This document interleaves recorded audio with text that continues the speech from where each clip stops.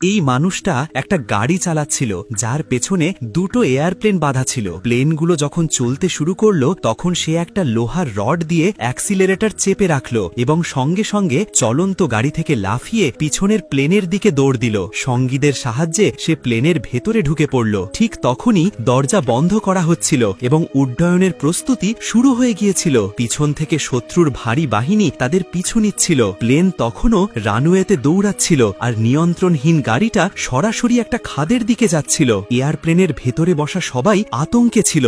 গাড়িটা যখন খাদের মধ্যে পড়ে গেল তখন তার টান থেকে প্লেনগুলো আকাশের দিকে উড়তে শুরু করল। সবাই ভেবেছিল এবার বেঁচে গেছে, কিন্তু হঠাৎ ওপর থেকে শত্রুর ফাইটার জেট চলে এলো। পাইলট বাতাসের প্রবাহের দিকে ঘুরে নিল, কিন্তু এটা সরাসরি শত্রুর লাইনে নিয়ে গেল। কমান্ডার সঙ্গে সঙ্গে মেশিন গান সেট করার নির্দেশ দিল, কিন্তু তখনই এক শত্রু সৈন্য যার চোখে কিছুটা দুর্বলতা ছিল সে ভুল করে 3টে বিমানকে 6টা ভেবে অন্ধের মতো গুলি চালাতে লাগলো। ফলাফল হলো ওদেরই একটা ফাইটার জেট আকাশে আগুন হয়ে ধোঁয়ায় মিশে গেল।